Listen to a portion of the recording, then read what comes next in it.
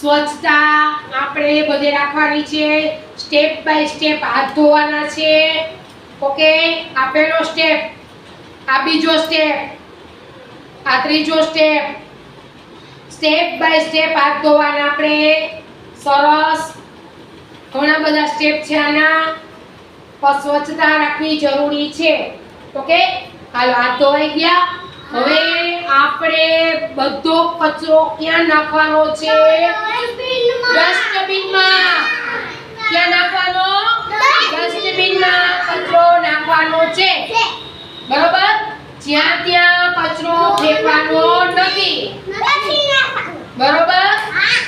આપણે જ્યાં ત્યાં થૂકું નાખવાની નહીં, કોગરા નહીં કરવાના, જ્યાં ત્યાં રસ્તામાં ગંદુ નહીં કરવાનું.